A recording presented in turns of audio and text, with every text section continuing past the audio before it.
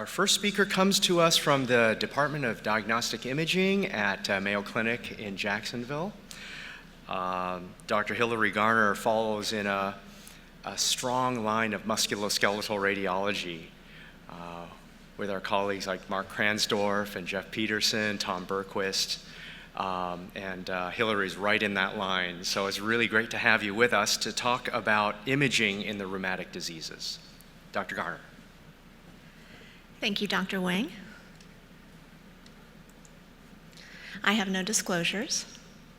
So today we're going to be reviewing the radiographic and in some cases advanced imaging manifestations of some of the more common rheumatologic diseases. And today these will include rheumatoid arthritis, which is the most common indication that we see referred to us from our rheumatology colleagues. We'll also cover a little bit of the spondyloarthropathies and then very briefly at the end, a few of the connective tissue diseases.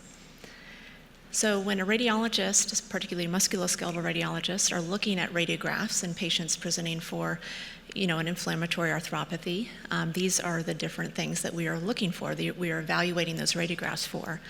Distribution of involvement is very helpful in helping us narrow down the diagnosis.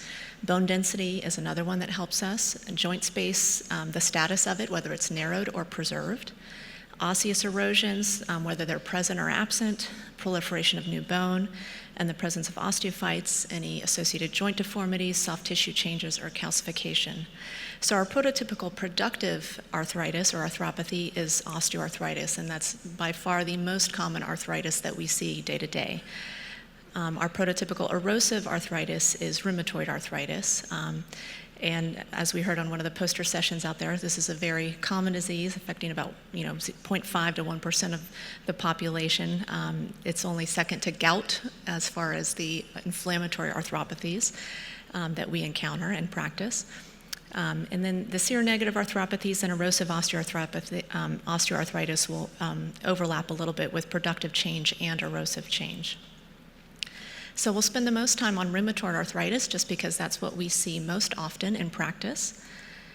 And in regards to distribution, rheumatoid arthritis is remarkable for its bilateral symmetry, which helps us immensely as musculoskeletal radiologists narrow down to this diagnosis.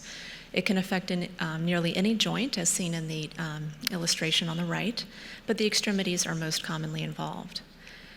This patient has advanced rheumatoid arthritis involving her shoulders bilaterally, so this is a nice example of that remarkable bilateral symmetry. This is that same patient with bilateral involvement of both of her elbows. This is a different patient with